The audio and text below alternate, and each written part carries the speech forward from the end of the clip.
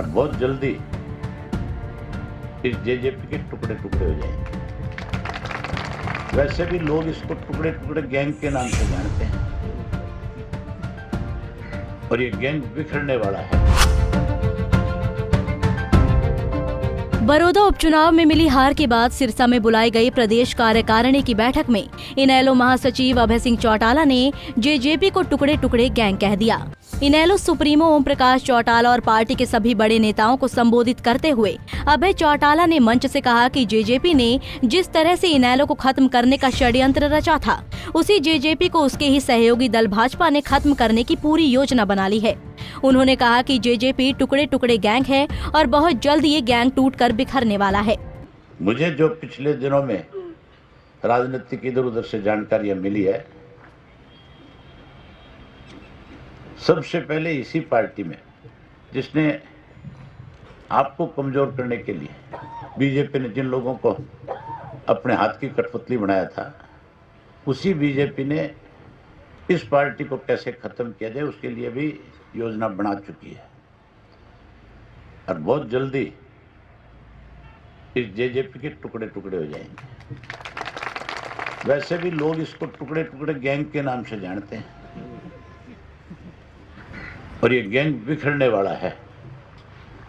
इसलिए आपको तो टारगेट कांग्रेस को और बीजेपी को करना चाहिए, जिन पार्टियों ने सदा किसान का विरोध किया। उधर जेजेपी पर इतना गंभीर आरोप लगाने के बाद भी अभय चौटाला नहीं रुके।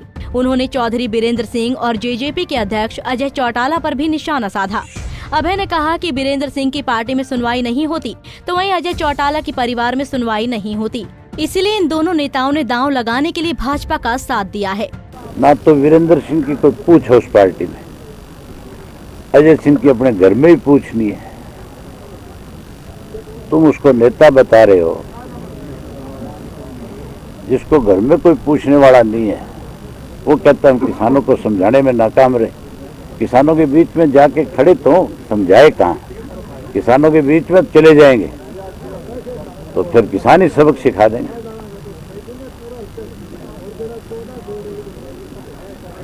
ये तो दाव लगाने वाले थे। वीरेंद्र सिंह ने भी दाव लगाया। कैबिनेट मंत्री बनने के लिए पहले हुड्डा ने नहीं बनने दिया, तो कहीं तो ठप्पा लगे, इसके लिए भाजपा में चले गए और अब अपने बेटे को सांसद बनाना था, इसलिए मंत्री पद छोड़ दिया।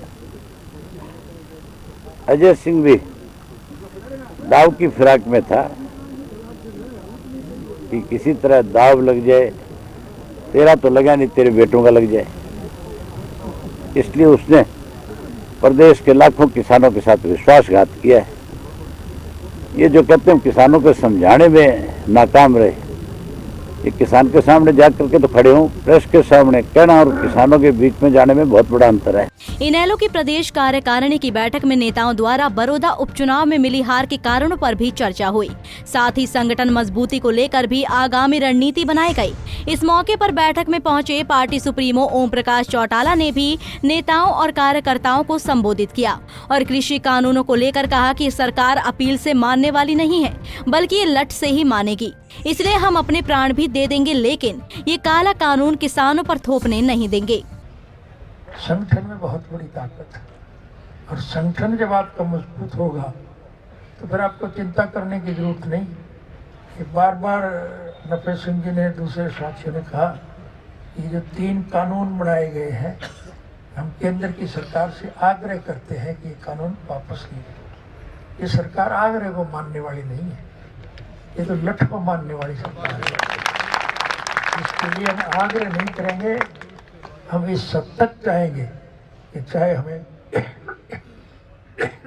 अपने प्राण देने पड़े, हम इन कानूनों को समाप्त करेंगे। और इस किस्म के कानून जो भी कोई है जो लोगों के हितों पे कुठाराघात करने वाले हैं, हम उन कानूनों को बर्दाश्त नहीं करेंगे।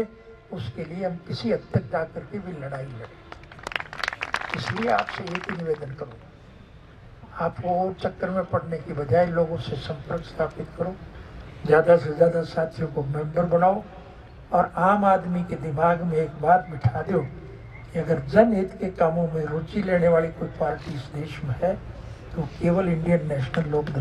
बता दें कि इनेलो की प्रदेश कार्यकारिणी की इस बैठक में निर्णय लिया गया है कि जल्द ही पार्टी नेताओं के प्रदेश के कार्यक्रम बनेंगे, जो मार्च महीने तक प्रदेश के सभी 90 विधानसभाओं में जाकर जनता से संवाद करेंगे। इतना ही नहीं, इन कार्यक्रमों में किसानों का साथ भी मांगा जाएगा और यदि इनेलो को किसानों का साथ मिला तो दावा किया गया है कि इनेलो किसानों की लड़ाई अंतिम छोर तक लड़ेगी। सिरसा से सतनाम सिंह, पंजाब केसरी टीवी।